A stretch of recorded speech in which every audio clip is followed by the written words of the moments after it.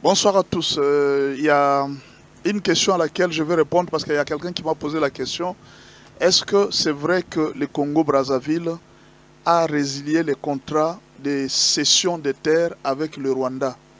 Oui, l'information est vraie et c'était lors d'un conseil des ministres du jeudi passé. Donc le jeudi, c'était le 4 ou bien le 3, je ne sais pas, au mois de juin ici. Ils se sont réunis et après, ils ont fait le rapport. La raison qu'ils ont avancé au Congo-Brazzaville, ils ont dit que non, le Rwanda n'a pas respecté les timings de construction parce que le Rwanda avait dit que nous prenons ces cessions de terres, nous allons commencer à construire pendant cette période. C'était ça le contrat. Et s'ils ne construisent pas, à ce moment-là, le contrat sera annulé. C'est ainsi que le Rwanda a cessé de... Le Congo-Brazzaville a résilié les contrats. Mais en réalité, nous pouvons comprendre une chose. Je vous ai parlé, rappelez-vous, il n'y a pas longtemps, de l'ombre des États-Unis sur la RDC. L'ombre des États-Unis sur la RDC est en train de frapper plusieurs personnes.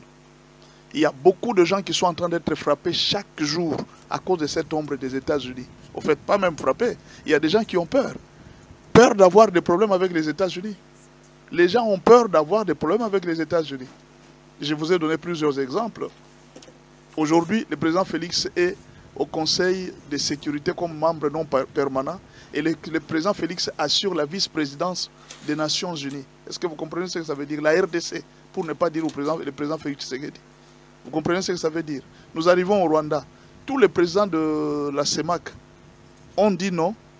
Kagame ne prendra pas la présidence de la CEAC. Donc, tous les présidents de la CEAC, ils ont dit que Kagame ne prendra pas la présidence. Ils ont refusé. Et pourtant, vous savez qu'en Afrique centrale, par exemple, le pays de Touadéra, le Rwanda a beaucoup investi là-bas. Il y a même des soldats rwandais qui gardaient le président Archange Touadéra. Mais en tout cas, à la réunion, là, ils ont refusé. Pourquoi? Il n'y a aucun pays qui veut avoir des problèmes avec les États-Unis. Vous avez dit que non, peut-être le président Félix est faible, il était faible. Mon frère, on ne peut pas être faible devant les États-Unis. Vous avez vu le président sud-africain. Vous avez dit que lui aussi est faible, le président Ramaphosa. Il est parti s'expliquer devant le président Trump. Vous n'avez pas vu? Dans les bureaux ovales, vous ne l'avez pas vu en train de s'expliquer. Les États-Unis, ce n'est pas ton ami, mon frère. Les États-Unis, c'est une superpuissance. C'est une grande puissance. Il ne faut pas jouer avec les États-Unis. Ça, c'est un conseil que je vous dis. Et alors, revenons sur Denis Sassou Nguesso. Qu'est-ce qui se passe avec Denis Sassou Nguesso? Vous savez, quand un lion arrive quelque part, la première chose que les lions font, il commence d'abord par jeter ses urines. Il urine pendant un très grand territoire. Il va sur cet arbre, il urine, il va là-bas, il va uriner, il va là-bas, il va uriner. Au fait, on dit que les lions marquent son territoire. Il dit à partir de ces lieux ici, que personne ne s'approche.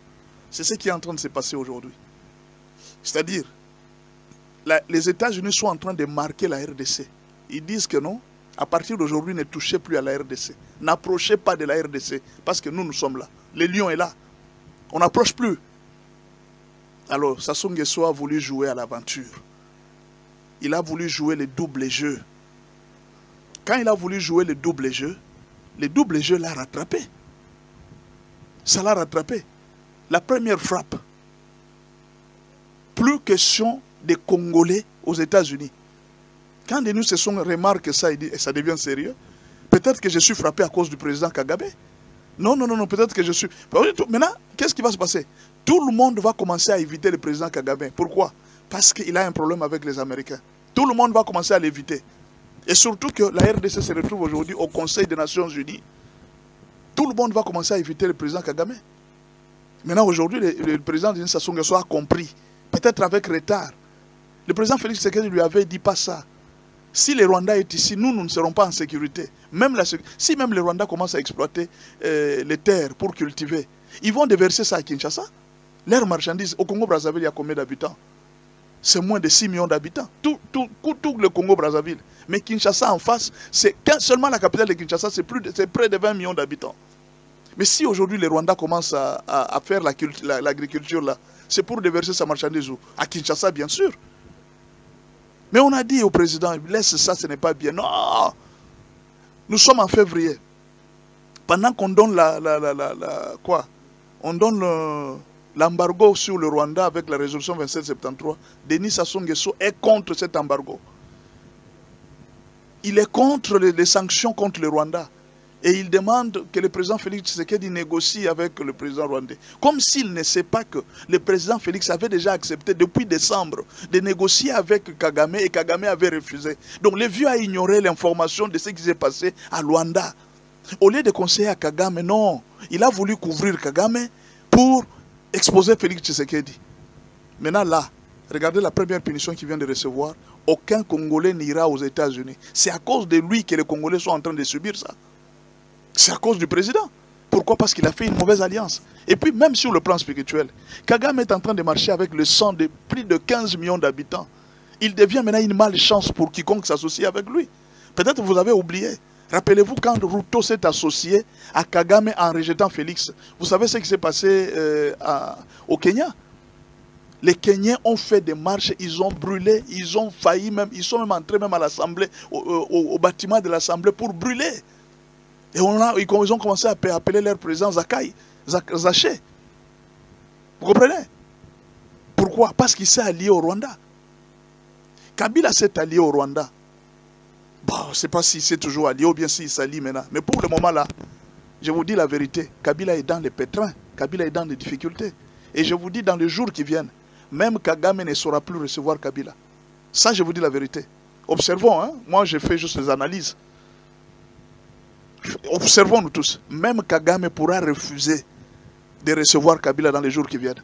Kabila sera un poids pour plusieurs personnes. Pourquoi? Parce qu'au lieu de garder les titres de l'ancien président, il a préféré de prendre les titres de rebelle.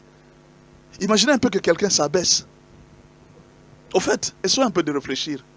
Il y a ici au Congo des gens qui vivent avec 100 $. Il fait étudier ses enfants. Il y en a qui vivent avec 200 $ par mois. Il y en a qui vivent avec un salaire de 300 $ par mois. Ils font étudier leurs enfants. Mais toi, tu as un salaire de 40 000. Tu as un salaire de 750 000 $ par mois. Qu'est-ce que tu vas chercher dans la rébellion? Chercher quoi?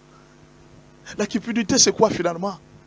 Des gens pauvres sont en train de vivre en paix avec 500 $ de salaire.